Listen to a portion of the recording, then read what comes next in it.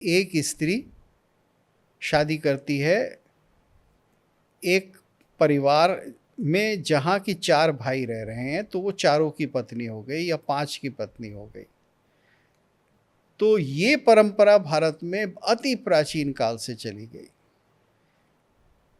और इसको प्रायः लोग कभी कभी सामान्य भाषा में द्रौपदी परंपरा कह देते हैं, क्योंकि द्रौपदी का विवाह ऐसे हुआ था।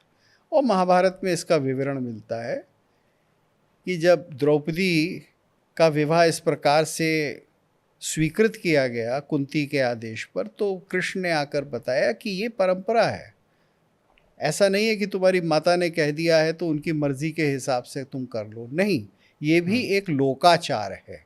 दूसरा उदाहरण तमिलनाडु में आज भी चल रहा है, थोड़ा बहुत चल रहा है, कि लड़की अपने मामा से शादी कर सकती है। वैसे सारे भारत में ऐसा कहीं नहीं था और प्रोहिबिटेड था।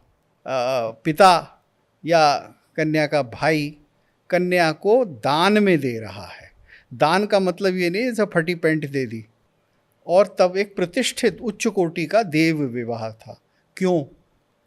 क्योंकि इससे क्षत्रिय राजाओं के संबंध विद्यावान ब्राह्मणों से हो जाते थे। शूद्र से मतलब नंगा भूखा चांडाल नहीं होता है, मतलब जिनके पास अच्छी खासी दौलत है, जो कर्मकार हैं, किसी तरह का धंधा करते हैं, प्रोडक्शन करते हैं, वो कि प्राचीन पद्धति के अनुसार तो एक हिंदू की एक मुसलमान से, सिख से, ईसाई से भी शादी हो सकती थी। भाई तुम अपने देवता का स्मरण कर लो। शुरू में जो कुल देवता का पूजन होता है ना, उसमें तुम अपने क्राइस्ट की या अपने पैगंबर साहब की मूर्ति तो नहीं रख सकते, फोटो भी नहीं रख सकते, उनका ध्यान कर सकते हैं, आप वो कर लो। तो परंपरा के अनुसार तो वो अलाउड था। तो ये पर्सनल लॉ इस्लाम के आने से शुरू होता है, क्योंकि इस्लाम किसी दूसरे प्रकार की पद्धति को कहीं स्वीकार करने की जगह नहीं देता। परंपरा उसकी बहुत पुरानी थी और आज भी है।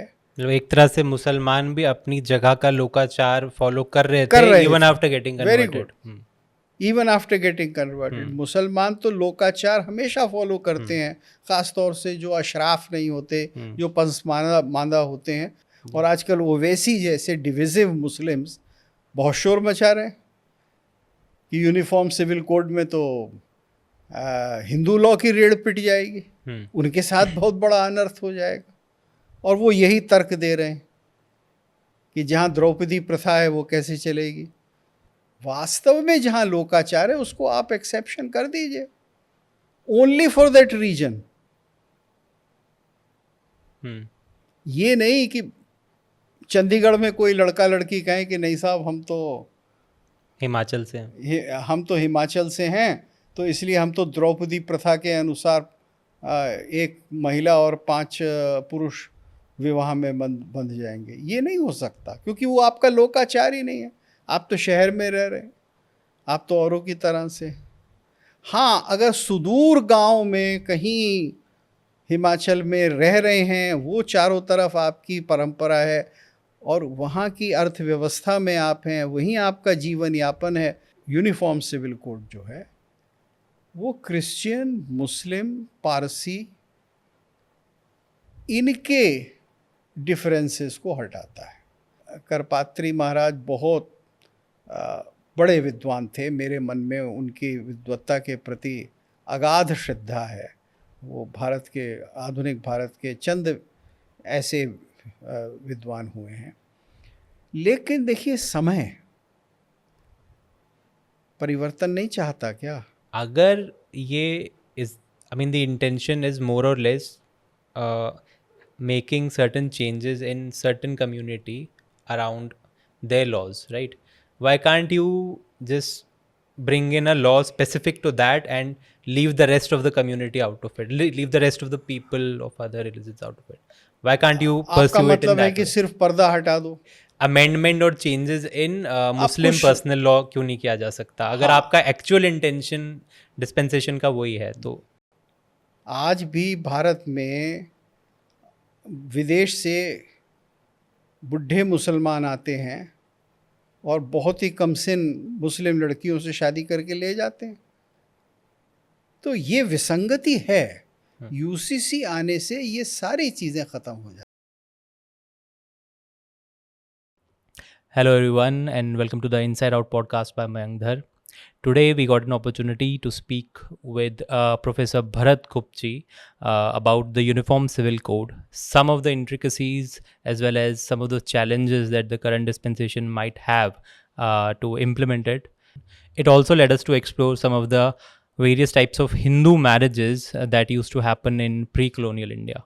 I hope you enjoy this conversation. Please like, share and subscribe. Thank you. तो सर हम काफ़ी टाइम से जो बात भी कर रहे थे यूसीसी के बारे में, तो थोड़ा कॉन्वर्सेशन वहीं से शुरू करते हैं कि what was the need of such a bill, और इसमें आई थिंक थोड़ा कॉन्टेक्स्ट अगर आप सेट कर दें कि जैसे आई थिंक 50s में एक इसका बोला गया था कि इस तरह का बिल लाएंगे जवाहरलाल नेहरू के टाइम पे, तो उन्होंने आई थिंक ये प्रपोज तो किया था as a universal sort of a bill, but then over time by 54 when it got implemented it kind of became Hindu code bill instead of UCC. तो वहाँ से आई थिंक इसकी नीड बताई गई थी, बट उस टाइम पे बाकी किसी कम्युनिटी ने आई थिंक ये चीज़ एक्सेप्ट नहीं करी या उसको पूरी तरह से रिजेक्ट कर दिया, बट ये हिंदू कोड बिल के तहत सामने आ गया। बट अभी इसकी फिर से नीड बताई जा रही है कि अब हम इसको फिर से इम्प्लीमेंट करेंगे। तो इसके बारे में आप थोड़ा सर बताइए सर कि इसकी रिक्वायरमेंट क्यों थी और what does UCC actually Intel. UCC एक कॉन्स्टिट्यूशन में एक तरह से जिसको कहा जाता है कि जहाँ कॉन्स्टिट्यूशन ये इंडिकेट करता है कि इन चीज़ों को करना है। अभी लॉ नहीं बना है इसके बारे में, लेकिन ये करा जाएगा और ये इसेंशियल पार्ट ऑफ कॉन्स्टिट्यूशन होगा। ऐसा नहीं कि आप देख लेना, होना है तो हो जाएगा या अच्छा है अगर हो जाए, ऐसा नहीं है। ये एक आदेश के रूप में रखा गया कि इसको करना है। लेकिन ये सन 50 में जब कॉन्स्टिट्यूशन फाइनल हुआ तब ये नहीं हो पाया। ये इसलिए नहीं हो पाया कि जो लोग कॉन्स्टिट्यूशन बना रहे थे वो ऐसा सोचते थे कि इस समय ये लागू करने की ज़रूरत नहीं है फ़िलहाल, या अनुचित है, इससे संघर्ष होगा, ऐसा उनका ख्याल था। मैं तो ये मानता हूँ कि अगर उसी समय कर दिया जाता तो वो बड़ी आसानी से होता। लेकिन उस समय एक मुस्लिम पर्सनल लॉ जो कि ज़्यादातर मैरिज और प्रॉपर्टी के बारे में है वो बना हुआ था और वो अंग्रेज़ों के द्वारा बना दिया गया था।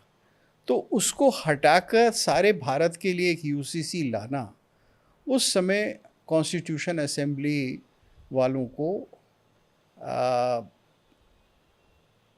राइट मोमेंट नहीं लगा। उन्होंने सोचा कि अभी ऐसा करना ठीक नहीं रहेगा। तो ये तो है इतिहास ब्रीफ में, पिछले समझिए 75-80 साल का। लेकिन इससे पहले तो भारतवर्ष का इतिहास है, 5000 साल का तो रिकॉर्डेड इतिहास है ही, वो तो हमको पता ही है। तो उसमें क्या हो रहा था, क्या देश में यूसीसी था या नहीं था, और 200 साल पहले क्या स्थिति थी, और 300 और 1000 साल पहले क्या थी, और 2000 साल पहले क्या थी, और 3000 और 5000 साल पहले क्या थी, ये सारा इतिहास हमें देखना चाहिए। जब हम ये सारा इतिहास देखेंगे तो हम सिविलाइजेशन का इतिहास देखेंगे, हमारे सिविलाइजेशन का, कि हमारे लोग क्या करते रहे हैं।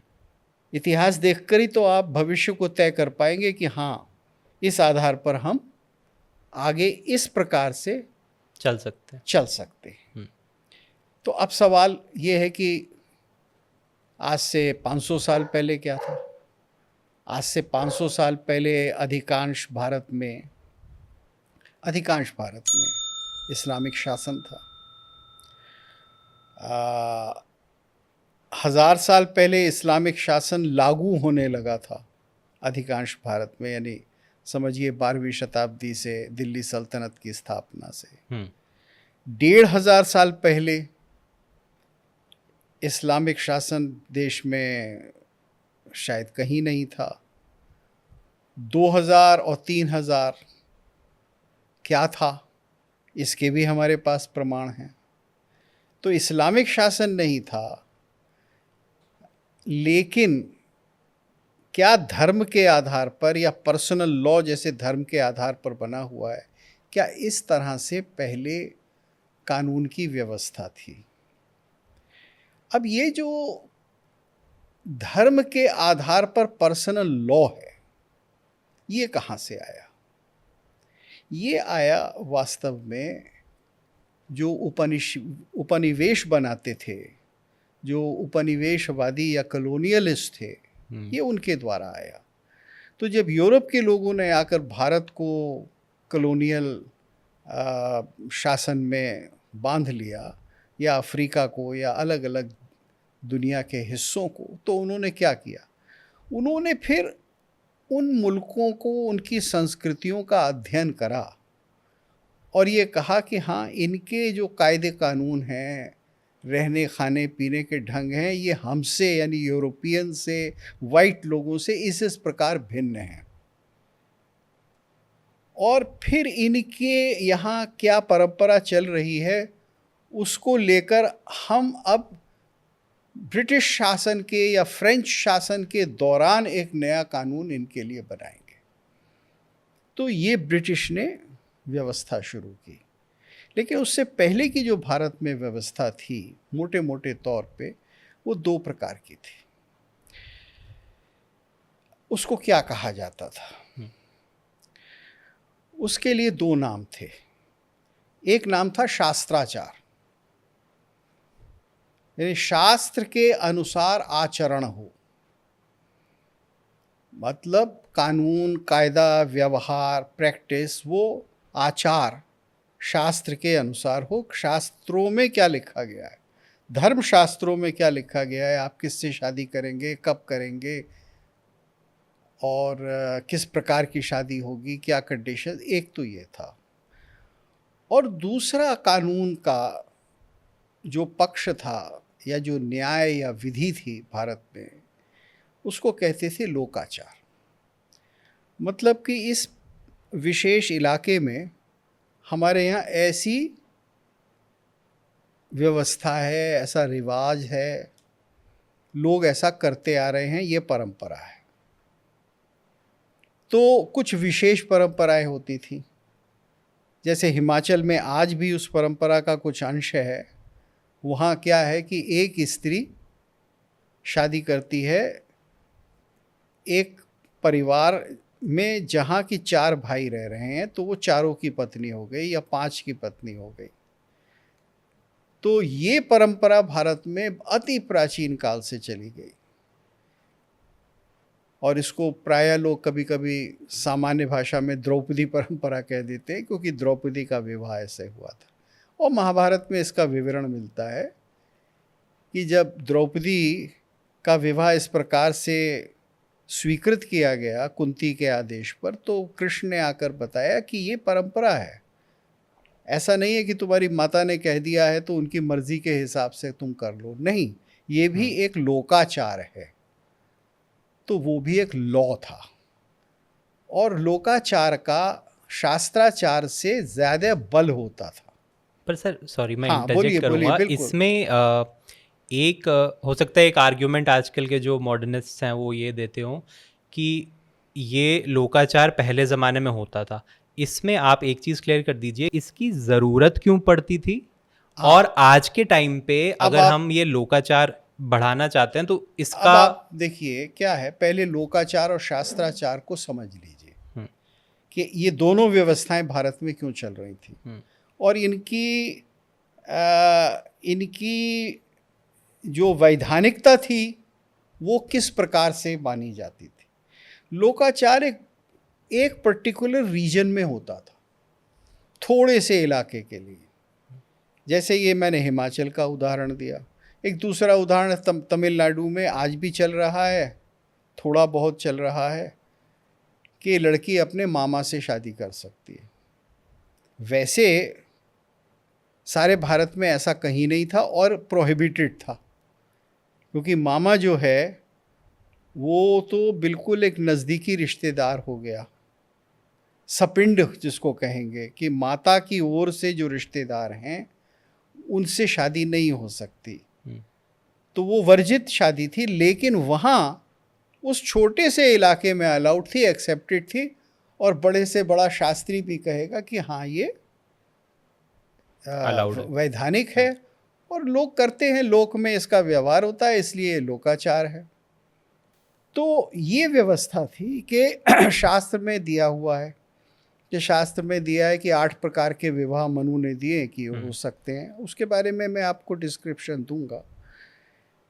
मैं पहले इस सारे चीज़ इसलिए समझाना चाहता हूँ कि जो हो रहा था, जब आप उसको समझ लेंगे तब उसके पीछे क्या सिद्धांत थे ओके। और कारण क्या थे, वो फिर आप खोज सकते। पहले ठीक। तो आपको ये पता होना चाहिए हो क्या रहा है भाई, फिर आप पूछेंगे ऐसा क्यों हो रहा है। तो अभी तो मैं आपको ये बता रहा हूँ कि 2 वर्ग हैं, कैटेगरीज हैं, शास्त्राचार और लोकाचार। शास्त्राचार सारे भारत में अप्लाई होता था, उसके लिखने वाले या रिकॉर्ड करने वाले, बनाने वाले नहीं, वो धर्मशास्त्र के लिखने वाले या उसका संचयन करने वाले लोग हुआ करते थे। तो धर्मशास्त्र का जो संपादन करेगा, जैसे मनु है, याज्ञवल्क है, पाराशर है, इस तरह से इतनी सारी स्मृतियां इनको कहा गया। तो इनके अंदर किससे शादी करनी है, कैसे करनी है, कब करनी है, किसको ऋण देना है, जितने भी कानून हैं समाज के, वो सारे के सारे इनमें दिए गए थे। और ये प्रायः एक ही होते थे, लेकिन कहीं कहीं इनमें भेद भी होता था। किसी ने कहा कि नहीं ऐसा कर लो, किसी ने कहा ऐसा मत करो, और कालांतर में इनमें भी परिवर्तन आता गया। तो ये शास्त्राचार था और दूसरा लोकाचार था। अब आप ये देखिए कि ये दोनों पद्धतियां क्यों चल रही थी। ये इसलिए चल रही थी कि भारत के अंदर राजा या कोई ऋषि मुनि या कोई वर्ग, चाहे क्षत्रियों का चाहे ब्राह्मणों का, वो बैठकर ये फैसला नहीं करता था कि आचरण क्या होगा, कानून क्या होगा।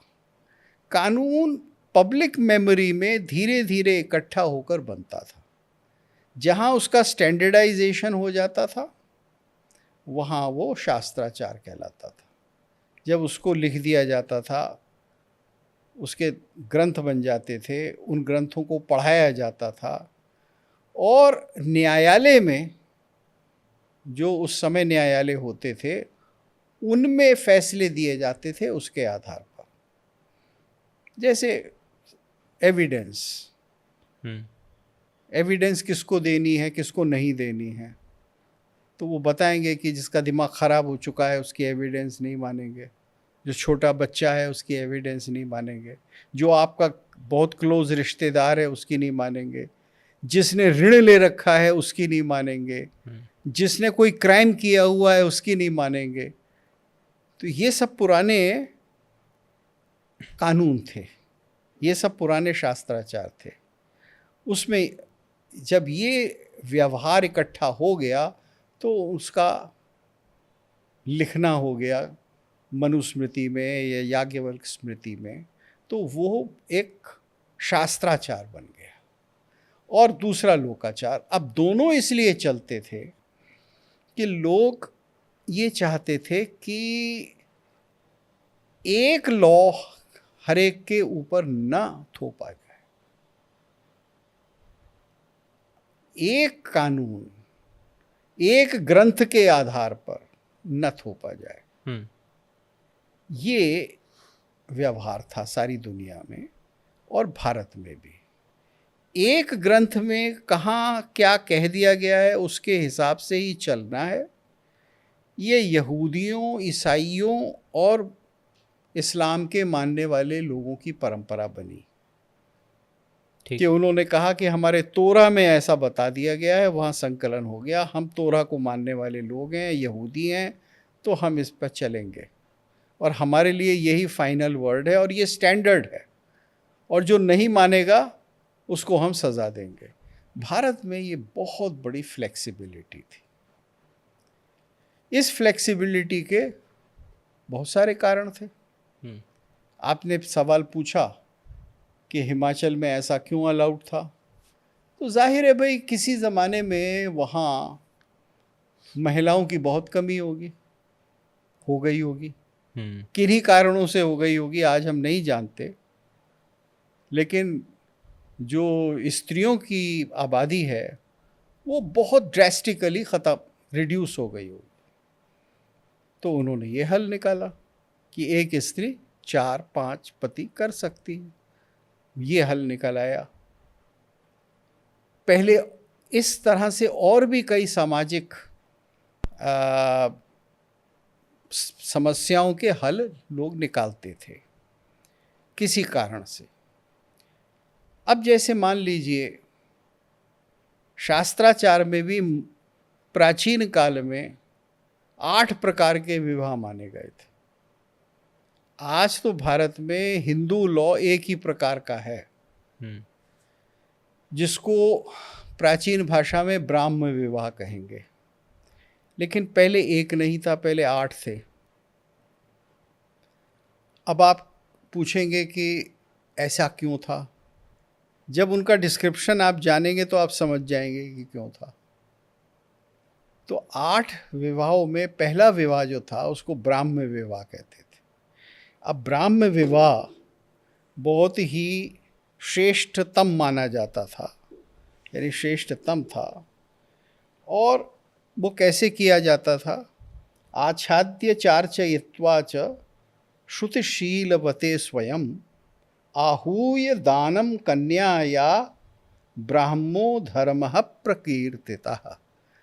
तो ये ब्राह्म विवाह करने का धर्म या व्यवहार ऐसा माना गया है, प्रकीर्तितः। क्या? आहूय, वर को अपने घर बुलाओ, उससे कहो भी बारात लेके आओ अपने परिजनों के साथ, और कन्या का दान करो, यानी कन्यादान की रस्म होगी कि बेटा के पिता या कन्या का भाई कन्या को दान में दे रहा है। दान का मतलब ये नहीं जैसे फटी पैंट दे दी, उसका मतलब ये है कि मैंने अपने जिगर का टुकड़ा, मैंने अपने परिवार की अत्यंत जरूरी चीज, अत्यंत महत्वपूर्ण अंग आपको दिया, जिससे कि आप गृहस्थ आश्रम में प्रवेश करके जो 5 ऋण होते हैं गृहस्थ के, उनको पूरा करके अपने जीवन को सार्थक बनाएं। तो मैंने आपको आपके जीवन का आधार दिया, मोस्ट प्रेशियस थिंग, और उसने लिया, यानी वर ने लिया। तो ये कन्यादान हुआ। और इसमें क्या है? आच्छाद्य चार्चयित्वा च श्रुतिशीलवते स्वयं, यानी व्यवहार होना चाहिए इन लोगों का वैदिक परंपरा का, यानी वेद को मानने वाले हों, उस आचार को मानते हों, और एक तंबू वंबू लगाएं, यानी थोड़ा सा फंक्शन करें, सजावट करें और वहाँ कन्यादान करें, और ये ब्राह्म विवाह है। अब दूसरा विवाह दैव विवाह था कि यज्ञे तु वितते सम्यक ऋत्विजे कर्म कुर्वते अलंकृत्य सुतादानम दैवम धर्म प्रचक्षते। तो दैवम धर्म यानी दैव विवाह क्या माना गया है कि सुतादान, कन्यादान करें, अलंकृत्य यानी कन्या को अच्छे कपड़े पहनाएं, आभूषण पहनाएं, उसको कुछ प्रेशियस चीज़ें दें। और ये कब करें? जब आपका यज्ञ, जो आपने कोई बहुत बड़ा छोटा बड़ा यज्ञ किया हो, तो यज्ञ को करवाने वाले जो ऋत्विक हैं, यानी जो सारी यज्ञ की क्रियाएं कराते हैं, आपको सेरेमनीज कराते हैं, उनमें से एक को, ऋत्विक को, अपनी कन्या विवाह में दे दें। तो ये देव विवाह था। तो पहला ब्राह्म विवाह हुआ। ब्राह्म विवाह का अर्थ ये है कि जो वैदिक परंपरा को मानने वाले लोग हैं, वेद से मतलब है वेद के सिद्धांतों को मानने वाले, जो आज भी चल रहा है ब्रह्म विवाह। हाँ, जो ब्राह्म विवाह आज यही चल रहा है, बाकी सब खत्म हो गए। आज ऐसा नहीं है कि मैंने यज्ञ किया और मैंने पुरोहित को अपनी कन्या दान में दे दी और विवाह करा दिया और देव विवाह हो गया। आज वो लीगल नहीं है, लेकिन तब लीगल था, और तब एक प्रतिष्ठित उच्च कोटि का देव विवाह था। क्यों? क्योंकि इससे क्षत्रिय राजाओं के संबंध विद्यावान ब्राह्मणों से हो जाते थे, कि जो ब्राह्मणों का, जो वेद को जानने वाले, वेद को संरक्षित करने वाले, उसका पाठ, उसका गान, ये सब करने वाले जो ब्राह्मण थे, जो वर्ग था, उसके अंदर क्षत्रिय की कन्या जाती थी, राजकन्या जाती थी। तो राजधानी का संबंध शिक्षा के स्थलों से, अरण्य से, गुरुकुलों से हो जाता था। ये इसका एडवांटेज था। अब चूंकि मुख्य धारा यज्ञ के द्वारा उपासना करना नहीं रहा है, तो इसलिए ये नहीं होता है। ये धीरे धीरे, उस समय इसकी एक सामाजिक आवश्यकता थी, एक सामाजिक लाभ था उसका। फिर कहते हैं एक दूसरा आर्ष विवाह। आर्ष विवाह में आप क्या करेंगे? एकम गो मिथुनम द्वे वा वराद आदाय धर्मतः, यानी गाय का जोड़ा, गाय बैल या 2 गाय आप ले लेंगे वर से गिफ्ट में, और कन्या का दान कर देंगे और विधिवत विवाह कर देंगे। आप ये देखिए, कन्या का दान अब भी हो रहा है। तो कन्या दान का मतलब है कि एक परिवार से दूसरे परिवार में कन्या का जाना। पिछले दिनों इस पर बहुत कंट्रोवर्सी करी गई कि साहब ये तो कन्या कोई ऐसी चीज़ है कि हम इसे, पुरानी टेबल है कि हम दे दें। तो वो दान शब्द का जो अर्थ नहीं समझते हैं, उनमें ये ऑब्जेक्शन आया, और इसके पीछे एक शरारत थी कि दान देना जो एक इतनी बड़ी भारतीय परंपरा है, उसको छोटा कर देना। जैसे कि गैराज सेल लगाते हैं ना अमेरिका में, कि घर में बहुत कूड़ा हो गया है भाई, अब $5 में जो चाहे उठा के ले जाओ, तो लोग उसको भी गलत इंटरप्रिटेशन कर लिया तो है, दान के साथ जोड़ दिया उन्होंने। तो ये तीसरा विवाह था। अब ये क्यों, ये कहाँ एप्लीकेबल था, ये किसके लिए था? ये जो बहुत सीधे साधे लोग हैं, जो विद्या के अध्ययन में लगे हैं, गुरुकुलों में हैं, जिनके पास कुछ भी धन नहीं है, जो तंबू नहीं लगा सकते, शादी नहीं कर सकते, बारात नहीं बुला सकते, जिनके पास या तो समय नहीं है, तो उनके लिए था। गुरुजी ने कहा कि भाई देखो, तुम मेरे शिष्य रहे हो, इस कन्या को तुम बरसों से जानते भी हो, शायद तुम दोनों में कुछ मधुर संबंध भी हो, तो चलो तुम विवाह कर लो। विवाह कर लो। अब कितना सिंपल था। आप सोचिए कि, और समाज के विभिन्न वर्गों की आवश्यकताओं के अनुसार ये विवाह बने हुए थे। जैसे ब्राह्म विवाह एक प्रकार, जो संपन्न हैं, रईस हैं, बनिए हैं, शूद्र हैं। शूद्र से मतलब नंगा भूखा चांडाल नहीं होता है, मतलब जिनके पास अच्छी खासी दौलत है, जो कर्मकार हैं, किसी तरह का धंधा करते हैं, प्रोडक्शन करते हैं, वो। तो उनके लिए ब्राह्मण विवाह ठीक है। और ये देव विवाह भी ठीक है। ये ब्राह्मण और क्षत्रिय दो वर्णों के बीच में संबंध को बढ़ा रहा है। और तीसरा आर्ष विवाह जो है वो गुरुकुलों के लिए है। अब आते हैं हम प्राजापात्य। ये और भी सिंपल है। सह उभौ चरताम धर्मम इति वाचान अनुभाष्य च। आप दोनों एक साथ धर्म का आचरण करें, मतलब गृहस्थ बने, गृहस्थ धर्म का आचरण करें। यहाँ धर्म से अभिप्राय है गृहस्थ धर्म का आचरण आप दोनों मिलकर करें। ऐसा कह दिया, कन्या का श्रृंगार अभ्यर्च कुछ किया और उसका दान कन्या प्रदानम अभ्यर्च प्राजापात्यो विधि स्मृता। यहाँ कुछ नहीं लिया, कुछ नहीं दिया, बस केवल शब्द से कहा चलो तुम दोनों धर्म का आचरण करो, एक साथ रहो, और ये कन्या का मैं दान दे रहा हूँ। अब ये और भी सिंपल है। ये उन लोगों के लिए है जिनके पास बिल्कुल धन नहीं है। आज का समाज तो इसे शादी ही नहीं मानेगा। ये तो लिव इन हो गया एक तरीके नहीं, का। वो कहेंगे कि ये तो आप लोग कह रहे हैं गो एंड लिव टुगेदर। हाँ, लिव इन टुगेदर की इजाजत दे रहे हैं आप?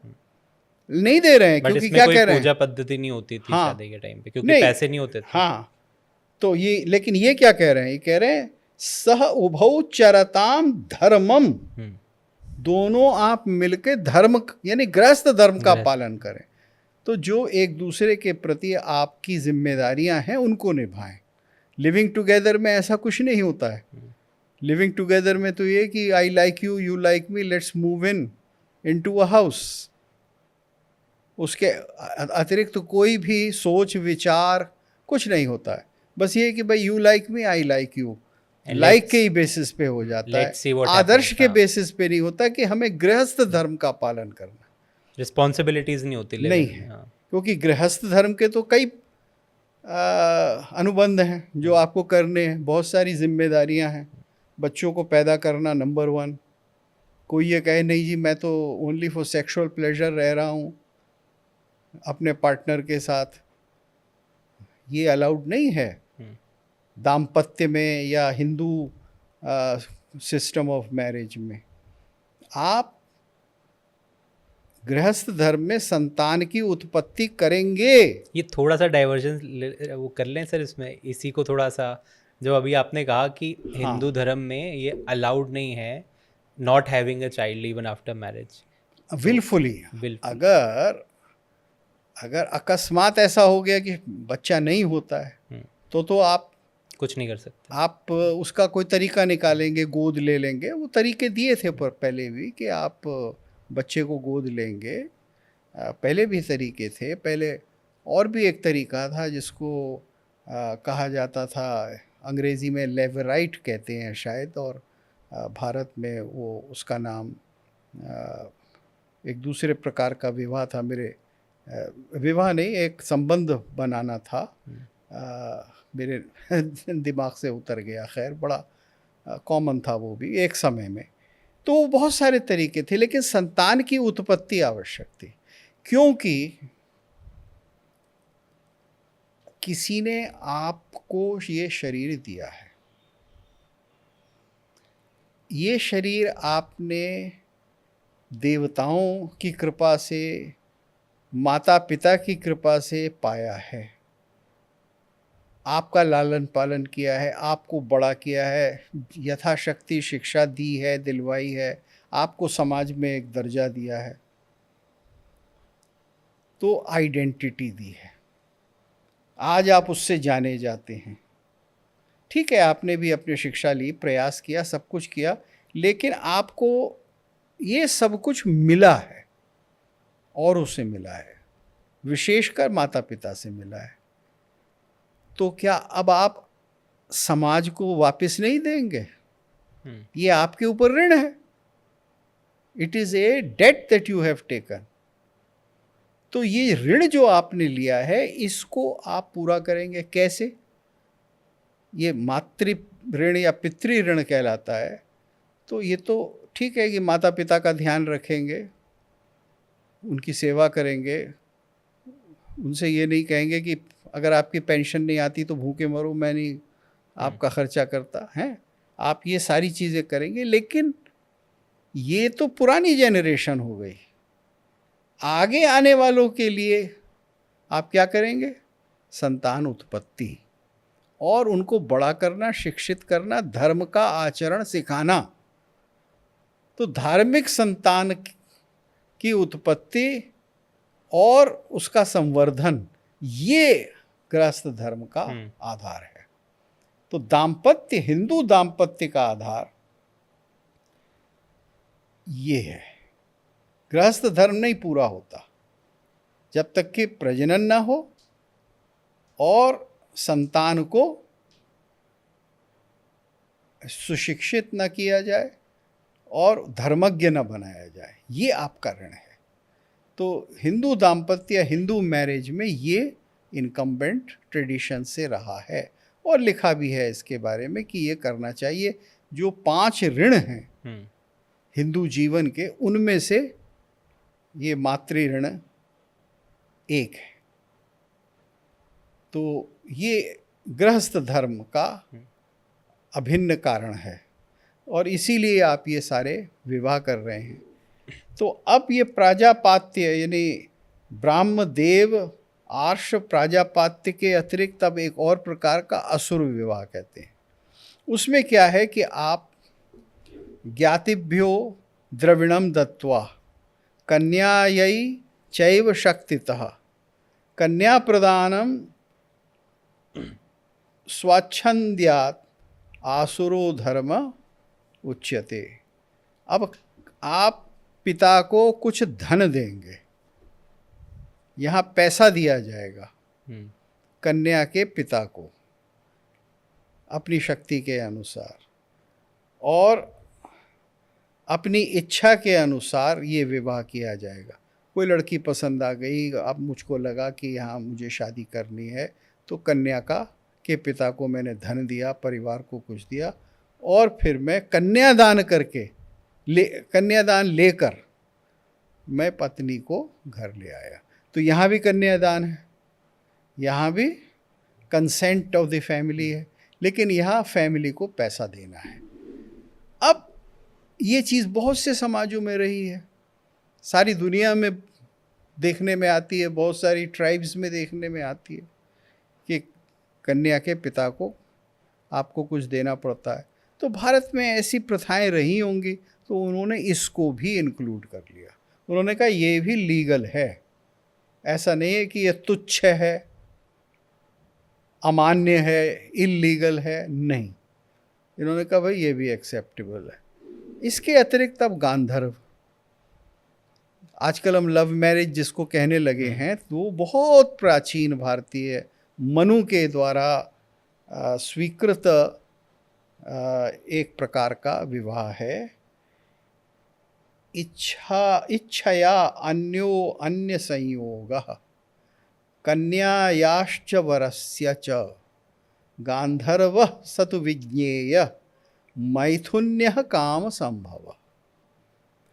इसमें ऐसा है कि इच्छा के अनुसार लड़के लड़की एक दूसरे से मिले, एक दूसरे को पसंद किया। ये नहीं कि ये लड़की जो है पैसे वाली है या ये राजा की पुत्री है, ऐसा कोई मोटिव नहीं। प्रेम, इच्छा, कन्यायाश्च वरस्य, दोनों की और किसी की नहीं,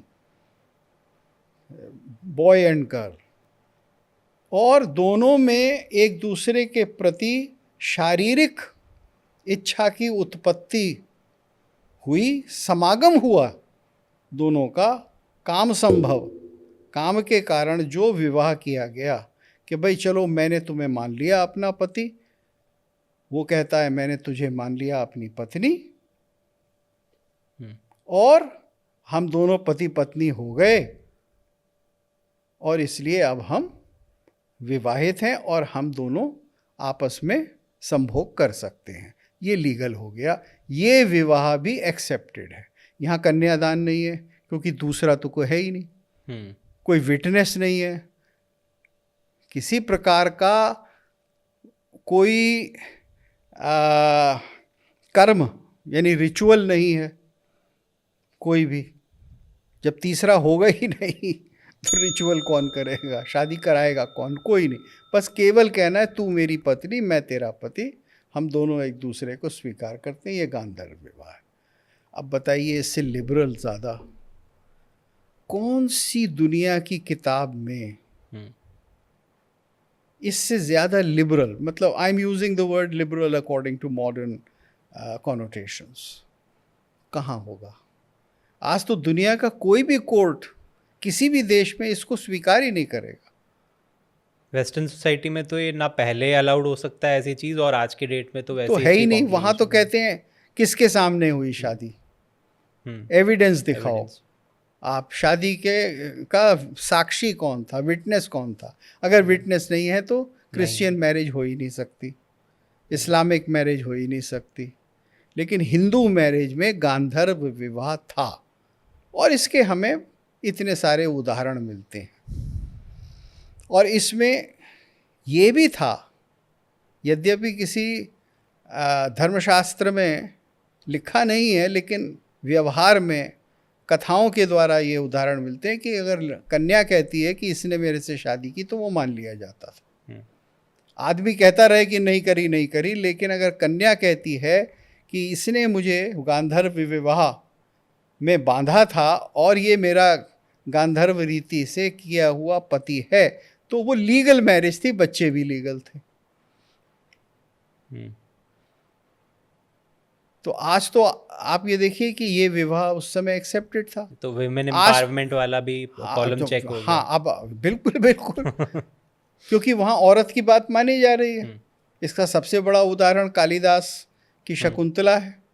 महाभारत में भी वो कथा आती है। दोनों में जब लड़की कहती है कि तूने शादी की तो उसकी बात मान ली जाती है। महाभारत की कथा में तो फौरन मान ली जाती है, और शकुंतला कालिदास की कथा में थोड़ा समय बाद मानी जाती है, लेकिन मानी जाती है, और संतान भी वैध मानी जाती है। तो ये गांधर्व विवाह है।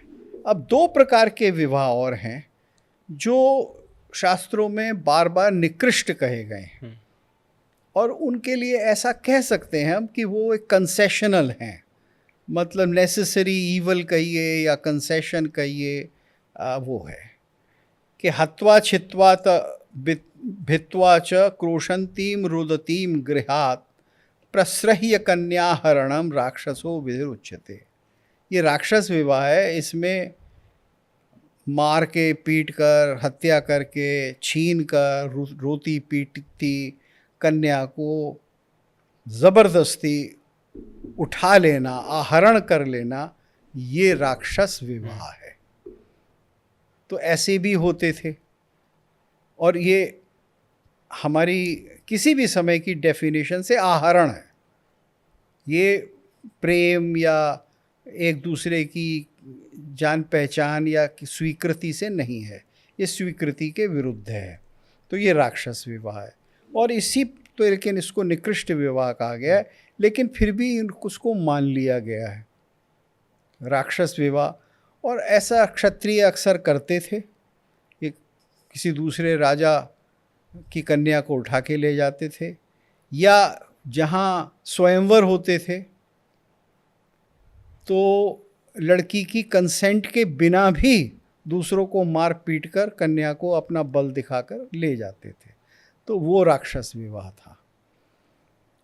और इससे भी निकृष्ट विवाह जो पापिष्ठ है, सुप्ताम मत्ताम प्रमत्ताम वा रहो यत्रोपगच्छति स पापिष्टो विवाहानाम पैशाच अष्टमो धमः।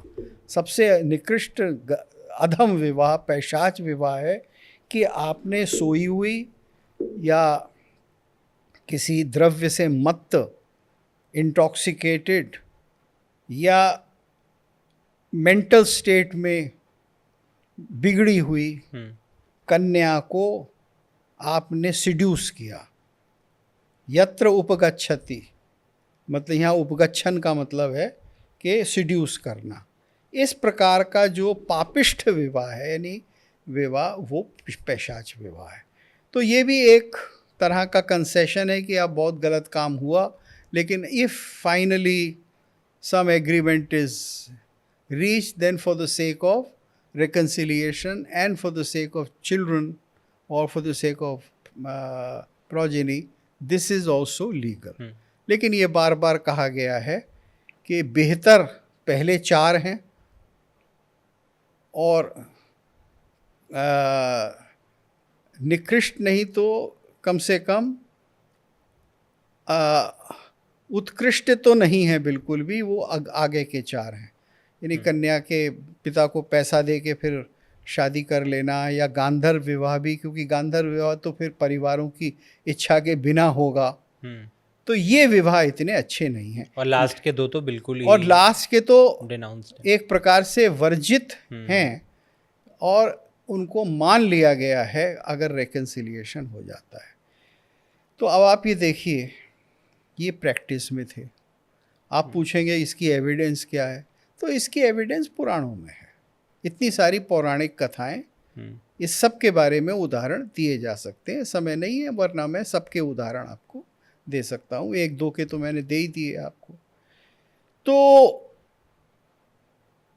ये इतनी डाइवर्सिटी थी। और ये देखिए, ये शास्त्राचार है। अब इसके अतिरिक्त भी लोकाचार कुछ ना अलग अलग प्रकार के रहे होंगे जो आज हम जानते नहीं, क्योंकि वो बड़े छोटे थे, रीजनल थे, किसी खास इलाके में होते थे। अब वो समय के साथ लुप्त हो गए। ये डाइवर्सिटी थी। अब सवाल ये है कि जब ये डाइवर्सिटी थी तो भारत में आप यूनिफॉर्म सिविल कोड क्यों लाना चाहते हैं? देखिए, यूनिफॉर्म सिविल कोड में एक सवाल और उठता है। ये जो व्यवस्था मैंने आपको बताई, इसमें आपने एक चीज़ नोट की कि यहाँ तथाकथित धर्म कोई फैक्टर नहीं। यहाँ ये नहीं लिखा है कि बौद्ध लोग जो हैं वो ये 4 करेंगे या 2 करेंगे, ब्राह्म करेंगे और आर्ष करेंगे, या शैव ये करेंगे। जातियों के बारे में भी कुछ नहीं लिखा। न ये कहा गया है कि जातियों के बारे में सजेशंस तो दिए गए हैं कि ब्राह्मण ऐसा कर सकते हैं। जैसे कहा गया है कि ब्राह्मणों को ब्राह्म विवाह ही करना चाहिए। तो उसका कारण दूसरा है। उसका कारण ये है कि भाई आप पढ़ने में, लिखने में, अध्ययन में लगे हैं। आप जब इस तरह के हैं कि आप खाली किताब विताब पोथी बाँचते हैं, तो आप आहरण करके पिशाच विवाह या आप राक्षस विवाह थोड़ी कर सकते हैं। तो इस तरह से तो कनेक्शंस दिए हैं। लेकिन मैं जो बात कह रहा हूँ वो आपकी धार्मिक आस्था, रिलीजियस बिलीफ, उसके आधार पर नहीं है कि बौद्धों के लिए ये है, वैष्णवों के लिए ये है। क्योंकि पहले तो इस प्रकार की डाइवर्सिटी थी ना हिंदुइज्म में, ये नहीं था। सारे भारत के लोग इसको फॉलो करते थे, ऐसे लोकाचारों को भी फॉलो करते थे। तो तमिलनाडु में अगर मामा से शादी करनी है तो ब्राह्मण, क्षत्रिय, वैश्य, शूद्र किसी की भी कन्या का ऐसे शादी हो सकती थी। या वर्ण को भी छोड़ दीजिए, तो जो भी उन लोगों के कुल देवता हों, जो भी उन लोगों की तथाकथित उपासना पद्धति हो, कुछ भी हो, सबके लिए एक ही था। तो अब अगर इस दृष्टि से देखा जाए तो भारत में ये यूनिफॉर्म सिविल कोड था। यूनिफॉर्म का मतलब क्या होता है? एक जैसा। अब एक जैसे में कुछ ही चीज़ें तो एक जैसी होंगी ना, हर चीज़ तो एक जैसी नहीं होगी। एक जैसी यहाँ भी नहीं है। यहाँ भी 8 प्रकार तो हैं, लेकिन ये ऑल इंडिया थे। ये यूनिफॉर्म सिविल कोड भारत में था। लोकाचार के हिसाब से डाइवर्सिटी थी, लेकिन धर्म, रिलीजन उसमें कोई फैक्टर नहीं था पूरी हिस्ट्री में। ये रिलीजन कहाँ से शुरू होता है? रिलीजन शुरू होता है भारत में इस्लाम के आने के बाद, क्योंकि उन लोगों ने कहा कि हमें ऐसे शादी करनी है। मुसलमान मुसलमान से ही शादी करेगा, गैर मुस्लिम से शादी नहीं हो सकती शरीयत के हिसाब से। ये शरीयत लॉ है। शरीयत लॉ में ऐसे ऐसे मेहर दी जाएगी, शरीयत लॉ में ऐसे ऐसे तलाक होगा। तो जो पूरा सिस्टम था वो भारत के सिस्टम से बिल्कुल अलग था। जैसे हमारे यहाँ विवाह विच्छेद तो डाइवोर्स तो था ही नहीं है। छोड़ सकते थे आप पत्नी को, या दूसरी पत्नी ला सकते थे, या पत्नी भी पति को छोड़ सकती थी और अकेली रह सकती थी। ये सब व्यवस्थाएं थी, ऐसा नहीं है कि ये नहीं थी, लेकिन वो एक्सेप्शनल थी, वो सामान्य धर्म नहीं थी, कॉमन लॉ नहीं थी, कॉमन प्रैक्टिस नहीं थी। अब इस्लाम का एक पूरा का पूरा अलग हिसाब किताब था। तो religions based personal law marriage के लिए इस्लाम से भारत में आता है, उससे पहले नहीं आता, उससे पहले नहीं आता। आप कहेंगे जब ग्रीक्स आए उन्होंने शादी की या उनकी कन्याओं से भारत में शादी की। चंद्रगुप्त ने सेल्यूकोस की लड़की हेलेन से शादी की, तो किस हिसाब से की होगी? अब मैं तो कहूँगा कि भाई अगर उसने जैसे आज हिंदू मैरिज होती है ऐसे कर ली होगी तो क्या प्रॉब्लम है? हिंदू मैरिज में क्या होता है, जो मंत्र पढ़े जाते हैं उनमें तो ये होता है कि मेरा और तेरा दिल एक हो जाए, मैं और तू मिलकर अपने गृहस्थ जीवन का पालन करें। वेद मंत्रों में यही तो लिखा है। और ये सारी सप्तपदी और क्या कहते हैं वचन लेना और अश्मारोहण यानी पत्थर पर पैर रखकर उसको देखना, नॉर्थ पोल स्टार को, ये सब चीज़ें जो हैं इसके अंदर कोई देवता तो नहीं आता। देवता तो शुरू में आता है कि जब हम शुरू करते हैं विवाह तो हम पूजा करते हैं।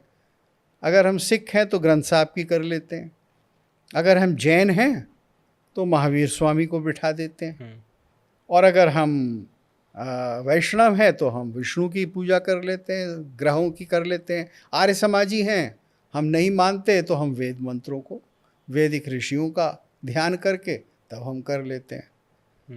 तो प्राचीन पद्धति के अनुसार, और यहाँ मैं बड़े ध्यान से इस बात को कह रहा हूँ कि प्राचीन पद्धति के अनुसार तो एक हिंदू की एक मुसलमान से, सिख से, ईसाई से भी शादी हो सकती थी।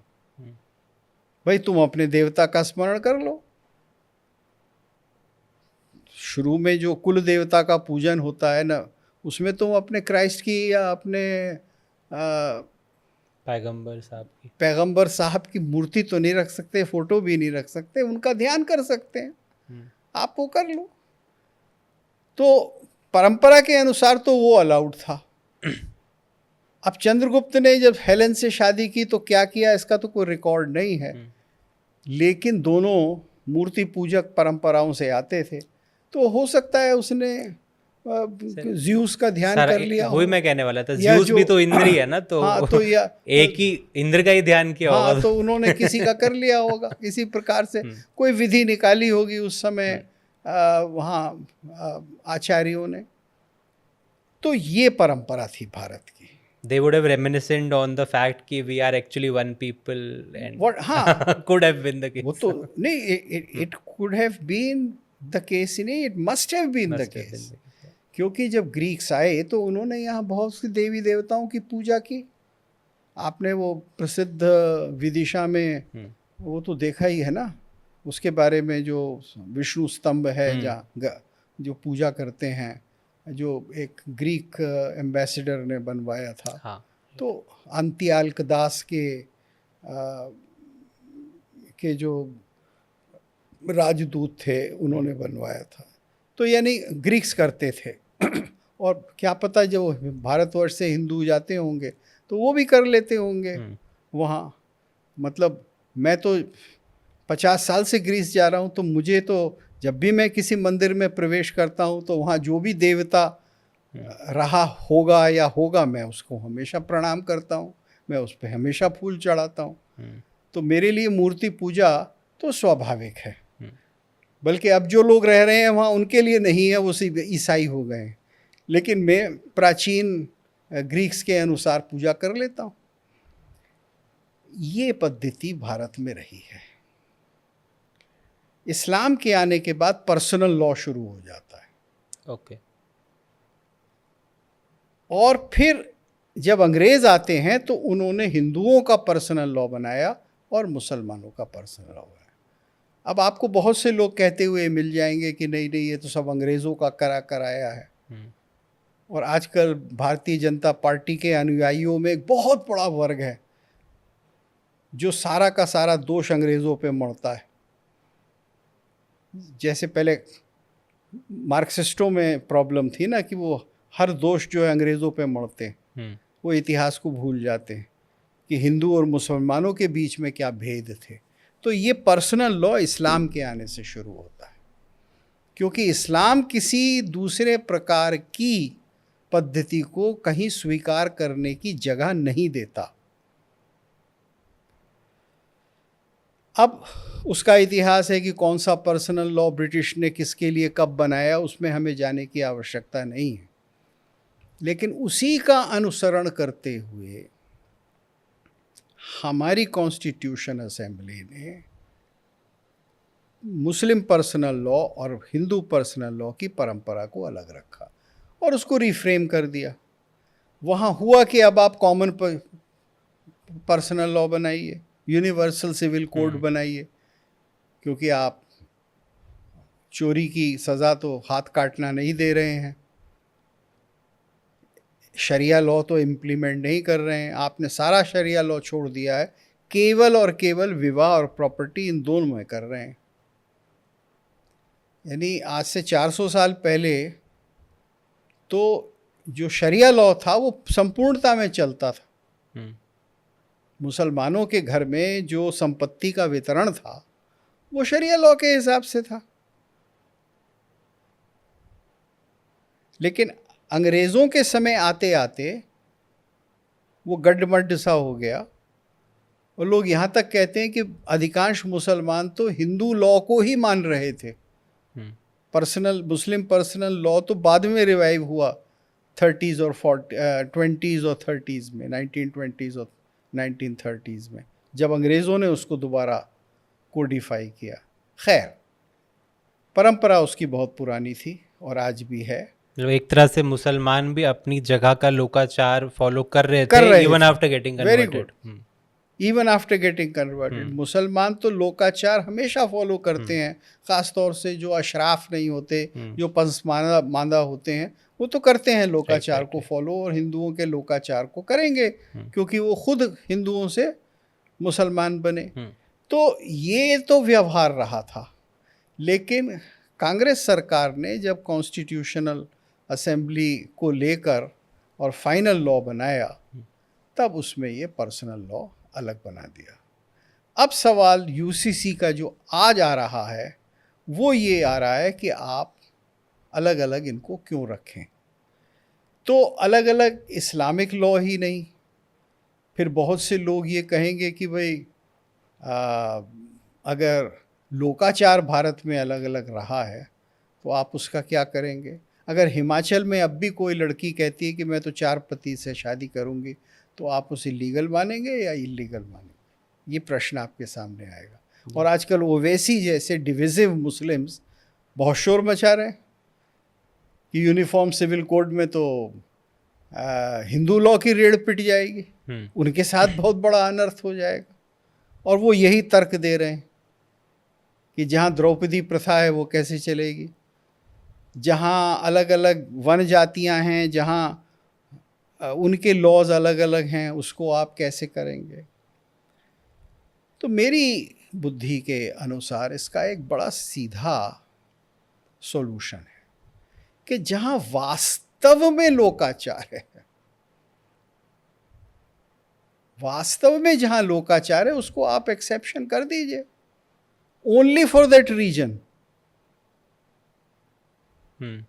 ये नहीं कि चंडीगढ़ में कोई लड़का लड़की कहें कि नहीं साहब हम तो हिमाचल से हैं। हम तो हिमाचल से हैं, तो इसलिए हम तो द्रौपदी प्रथा के अनुसार एक महिला और 5 पुरुष विवाह में बंध जाएंगे। ये नहीं हो सकता, क्योंकि वो आपका लोकाचार ही नहीं है।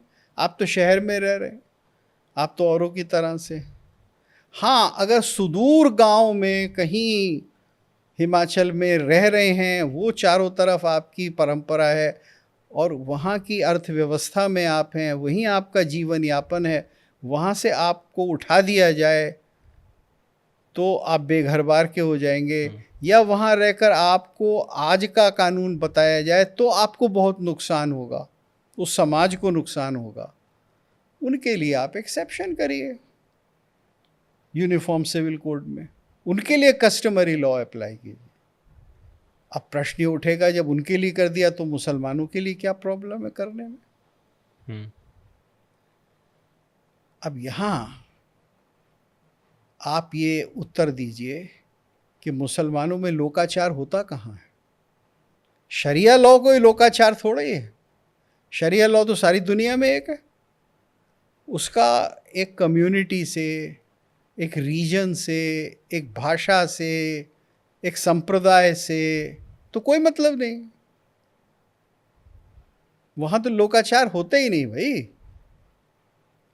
अगर कोई ट्राइबल भी मुसलमान बनेगा तो उस मुसलमान को,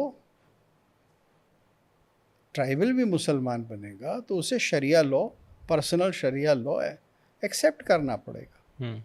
तो शरिया लॉ लोकाचार की डाइवर्सिटी में नहीं आता। बट वो लोग ये आर्ग्यूमेंट तो दे सकते हैं ना कि आपने तो हिंदुओं को एग्जेम्प्ट कर दिया, बट हिंदुओं हमारे को नहीं किया है एग्जेम्प्ट। कुछ हिंदुओं को, ट्राइब्स के, या हाँ, जो कस्टमरी लॉ फॉलो कर रहे हैं, हाँ, और एक उस परिवेश में रह रहे हैं, उनको किया है। But they will pounce on this argument whenever they will get it. call it discrimination, Yeah. but there is no logic to it. उनसे आप ये पूछिए कि अगर आप जहाँ जिनको हम एग्जेम्प्ट कर रहे हैं, अगर आप उनको मुसलमान बनाएंगे तो उनको ये करने देंगे?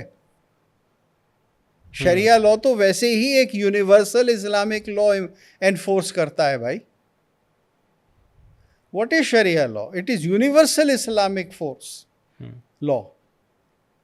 तो वो तो वैसे भी कस्टमरी नहीं है। तो उनका आर्ग्यूमेंट या क्लेम कस्टमरी लॉ को फॉलो करने का है ही नहीं, हो ही नहीं सकता। They don't follow any customary law anywhere, they only follow sharia. तो यहाँ यूनिवर्सल सिविल कोड जो है, यूनिफॉर्म सिविल कोड जो है, वो क्रिश्चियन, मुस्लिम, पारसी, इनके डिफरेंसेस को हटाता है। और इसमें अब आप एक चीज़ और देखिए, हिंदू लॉ में तो बहुत कुछ पहले ही रिफॉर्म हो चुका है या बदल चुका है भाई। पॉलीगैमी तो हिंदू लॉ में से हट गई, आप समझिए 65 साल पहले हट गई, 54 में जब, वो तो पहले हट गई। हिंदू लॉ में प्रॉपर्टी का डिवीज़न जो है वो अब यूसीसी के हिसाब से हुआ। हिंदू लॉ में है ऐसा क्या कि जो यूसीसी से अलग है? शायद कहीं छोटी मोटी कोई चीज़ें हों, मेरे ख्याल से टैक्सेशन पर्पस के लिए तो है, मैंने वो सुना है, Hindu undivided family, but that is not for purpose of marriage. But I think sir इसमें ना कुछ ट्रेडिशनलिस्ट जो हैं वो, उनका भी ये आर्ग्यूमेंट है या कन्फ्यूजन है कि वो लोग ये कह रहे हैं कि 50s में भी इनिशियली यही किया था। जैसे I am going back to my first question again, कि 50s में इन लोगों ने एज अ यूनिवर्सल कोड इसको अप्लाई करने की कोशिश करी, बट बाकी कम्युनिटीज़ ने तो इसे रिजेक्ट कर दिया आउटराइट। बट हिंदू कम्युनिटी पे ये चीज़ एक तरह से थोप दी गई, और आई थिंक वो करपत्री महाराज जी का भी कुछ तो इस पे एजिटेशन था, और वही चीज़ करपत्री महाराज और बहुत से कुछ मतलब ये ऐसा ना हो जाए कि सन्यासी थे, उन्होंने ये कहा कि ये होना ही नहीं चाहिए। वो हिंदू कोड बिल के अगेंस्ट थे, यूसीसी UCC के के अगेंस्ट against तो वहाँ यूसीसी तो आ ही नहीं रही थी। वो तो ये आ रही थी कि आप जो पारंपरिक चल रहा है उसको रखिए, यानी जो मनवादी शास्त्रकारों के अनुसार चल रहा है उसको रखिए। अब वो नहीं माना गया और उस समय उसका विरोध करने वाले, चाहे करपात्री महाराज बहुत बड़े विद्वान थे, मेरे मन में उनकी विद्वत्ता के प्रति अगाध श्रद्धा है। वो भारत के, आधुनिक भारत के चंद ऐसे विद्वान हुए हैं। लेकिन देखिए, समय परिवर्तन नहीं चाहता क्या? श्रुति और स्मृति, इन दोनों में यही भेद है कि स्मृति का आधार ऋत या सत्य होता है, वो नहीं बदलता, लेकिन वो आचार के द्वारा नहीं बंधा होता है। वहाँ जो ऋत है या ट्रूथ है वो धर्म के द्वारा बंधा है, और स्मृति में जो आचार है वो बदलता रहता है। एक समय चलता था, एक समय नहीं चलता। वो देश और काल के अनुसार बदलता है। उसी आधार पर तो आपने लोकाचार को मान लिया कि भाई वो वन जातियां ऐसा करती हैं, उन्हें करने दो। क्यों किया आपने वो? कि वहाँ वो जो लोक या दुनिया या यूनिवर्स है उन गिरिजनों की, वो अलग है हमसे, देश काल अलग है, तो हमने मान लिया। तो इसके आधार पर हम मानते हैं। लेकिन लोकाचार को इस्लाम तो नहीं मानता। इस्लाम किस आधार पर पैरिटी चाहता है? किस आधार पर ओवैसी जैसे लोग कहते हैं कि हमें ये कंसेशन दीजिए? आप तो खुद नहीं मानते। जब आप कन्वर्ट करते तो आप कहते हैं कि शरिया मानो, राइट। तो आप वो सिद्धांत को तो पहले ही छोड़ चुके हैं। और भारतवर्ष में सिद्धांत ये है कि समय के अनुसार आचार, यानी ये सब रूल्स ऑफ लॉ, विधि और विधान, ये बदलेगा समाज के हित में। तो आज हम बदल रहे हैं।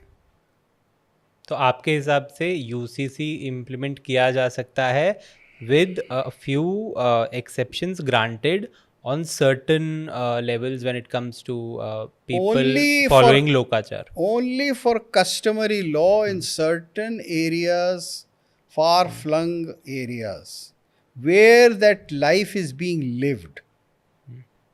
दिल्ली के अंदर कोई कहे कि साहब मैं तो घोंड हूँ, और जो घोंड मेरे विलेज में करता है वैसी शादी मैं यहाँ करूँगा, that is not allowed.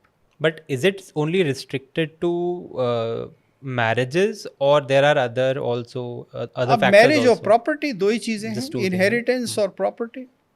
इसके अतिरिक्त तो बाकी सब तो है ही नहीं पर्सनल लॉ में। बाकी जो दंड संहिता है वो तो अलग ही है, हमारा आईपीसी वो तो सब, आईपीसी तो सबके लिए है, उसको सबको माना है। मुसलमानों ने भी आईपीसी तो मानी है। कोई मुसलमान नहीं कहता कि मैंने चोरी करी है तो मेरा हाथ ही काट दो।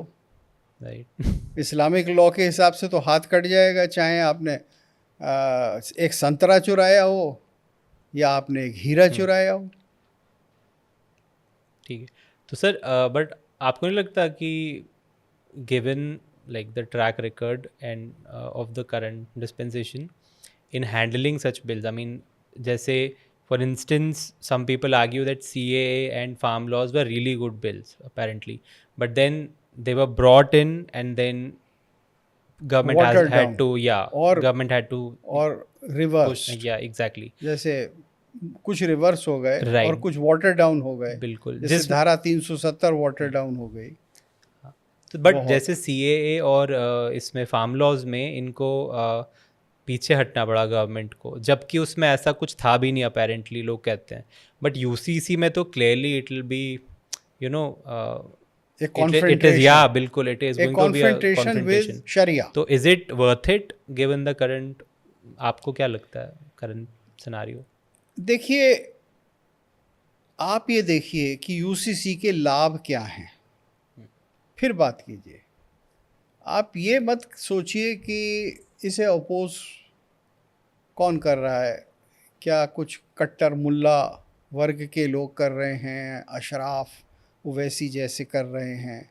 ये देखने से पहले ये देखना ज़रूरी है इसका बेनिफिट किसे होगा।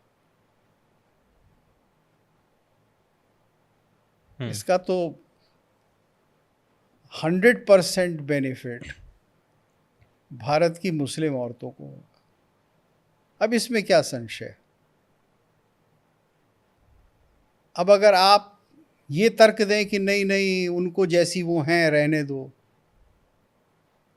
जैसे वो सुनने में आता है कि नरसिम्हा राव ने कहा था किसी कोई बदलना नहीं चाहता हाँ, तो कि उसको रहने दो। मुसलमान गड्ढे में रहना चाहते हैं तो आप उनको पड़ा रहने दो, क्यों आपने अब ऐसे तर्क देना तो कोई समझदारी नहीं है, या उन्हें भी कोट करना, क्योंकि जो भी रह रहा है वो भारत में रह रहा है। जो भी यहाँ का सिटीज़न है उसका हित होगा तो उससे देश का हित होगा, उससे हिंदुओं का और ईसाइयों का भी हित होगा। अगर मुस्लिम औरतें शरिया की जकड़ से बाहर आ जाती हैं तो हिंदू औरतों के साथ मिलकर भारतवर्ष की औरतों में एक नए किस्म की ऊर्जा पैदा होगी। सर एक मेरे को अभी जस्ट उनमें एक नया सिस्टरहुड आएगा। एक क्वेश्चन मेरे को अभी क्लिक हुआ है जी, इसी चीज जी। में। अगर ये is I mean the intention is more और less making certain changes in certain community around their laws, right? Why can't you just bring in a law specific to that and leave the rest of the community out of it, leave the rest of the people of other religions out of it? Why can't you आपका pursue it in मतलब है that कि way? सिर्फ पर्दा हटा दो? आपका मतलब है कि भाई आप यूसीसी मत लाओ, लेकिन 4 बीवियां नहीं हो सकती ये हटा दो, यही तो मतलब है ना? मतलब देखिए, इसको यूनिफॉर्म सिविल कोड ना कह के अमेंडमेंट और changes in Muslim personal law क्यों नहीं किया जा सकता, अगर हाँ। आपका एक्चुअल इंटेंशन डिस्पेंसेशन का वही है तो? देखिए क्या है कि जो लोग आज यूसीसी अपोज कर रहे हैं और अधिकांश उसमें मुस्लिम थियोलॉजियंस हैं, वो क्या कह रहे हैं? वो कह रहे हैं कि शरिया तो साहब पर्सनल लॉ, शरिया से मतलब क्वालिफाइड करके विवाह और प्रॉपर्टी, बाकी शरिया लॉ नहीं, वो तो क़यामत तक ऐसे ही रहेगा, उसे छुओ नहीं। तो वो तो आपको पर्दे के बारे में भी नहीं छूने देंगे।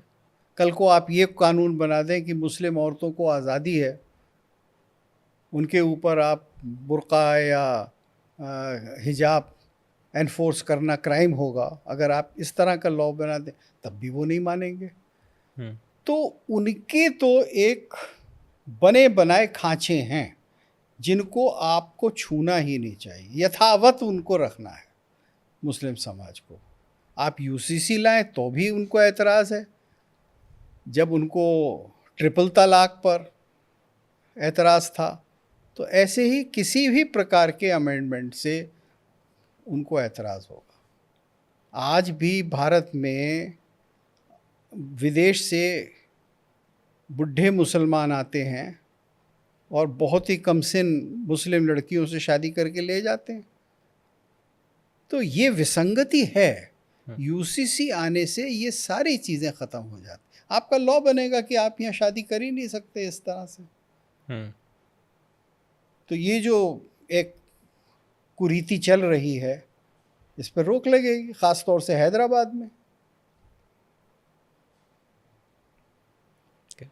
मैं समझता हूँ यूसीसी, और मैं इस बात को मैंने अपने एक छोटे वीडियो में 4 साल पहले कहा था, आप इंटरनेट पे देख सकते हैं, मेरी यूट्यूब चैनल पे वो है, और उसमें मैंने ये बात स्पष्ट रूप से कही है कि यूसीसी से मुस्लिम औरतों को बहुत फ़ायदा होता है।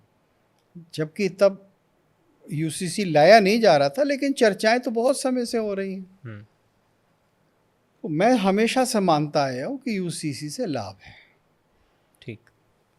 और फिर इसको सीधी सादी भाषा में, अगर हिंदुओं ने अपनी 4, 5, 6, 8 बीवियों के रखने के अधिकार को छोड़ दिया, क्योंकि समय अब महिलाओं के प्रति इस प्रकार का दुभांत नहीं कर सकता, तो मुसलमानों को भी छोड़ देना चाहिए।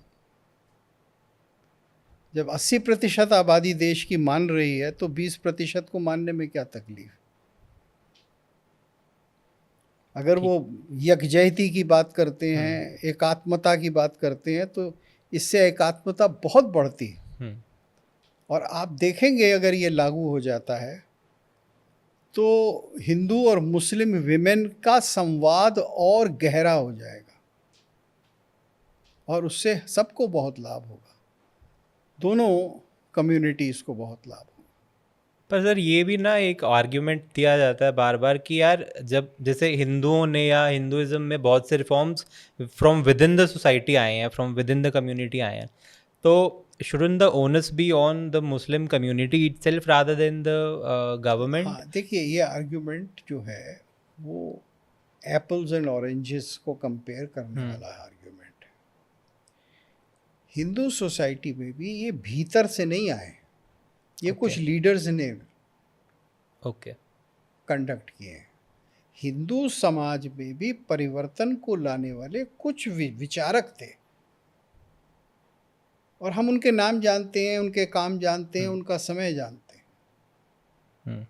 वो अपने आप नहीं होता है किसी भी समाज में। सारा समाज नहीं कहता है कि अरे भैया परिवर्तन कर दो, नहीं, कुछ लोग कहते हैं ऐसा करो, वो लोग जूते खाते हैं उन लोगों को कभी मार भी दिया जाता है।